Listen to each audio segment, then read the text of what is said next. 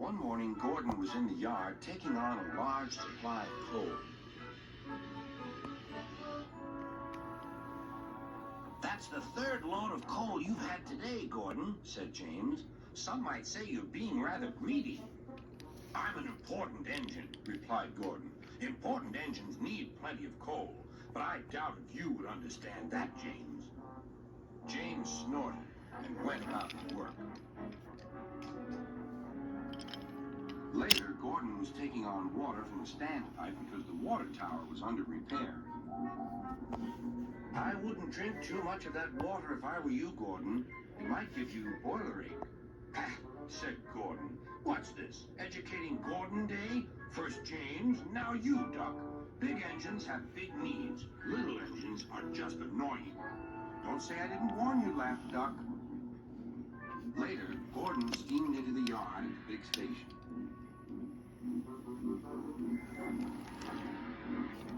"That's what I need," exclaimed Gordon.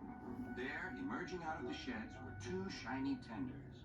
"Now, if I had two tenders," said Gordon, "I wouldn't need to stop so often, and I wouldn't have to listen to silly little engines." "Those tenders belong to a visitor," replied his driver. Diesel sidled up alongside.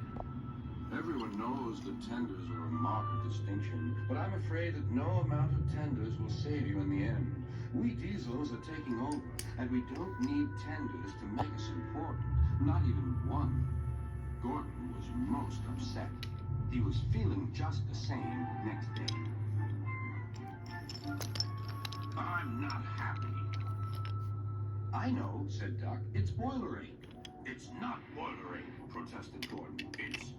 "Of course it is," interrupted Henry. "That water's bad. Have a good washout. Then you'll feel a different engine. Your boiler must be full of sludge." "Don't be vulgar," puffed Gordon. He backed down onto his train, hissing mournfully. "Cheer up, Gordon," said Sir Topham Hatt. "I can't, sir.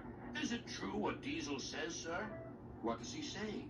"That Diesels are taking over." "Don't worry, Gordon. That will never happen on my railway." "One more thing, sir. Why did the visitor have two tenders?" "Because he lives on a railway with long distances between coaling depots." Gordon felt better. But Henry started complaining. He banged some cars angrily.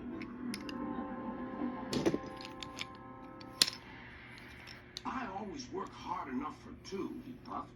"I deserve another tender." Duck whispered something to Donald. He was going to play a trick on Henry.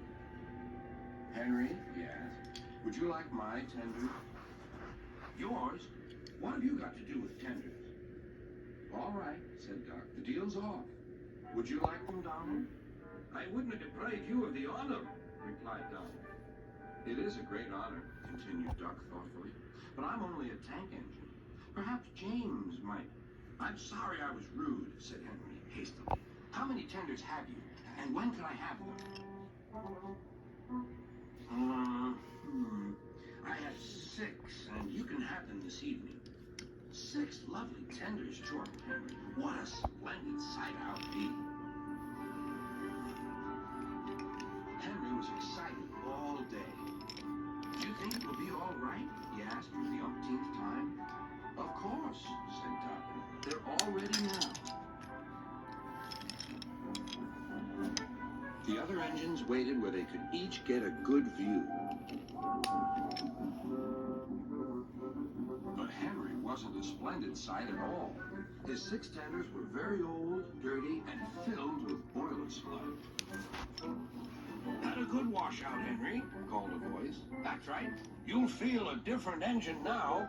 Henry was not sure, but he thought the voice belonged to Gordon.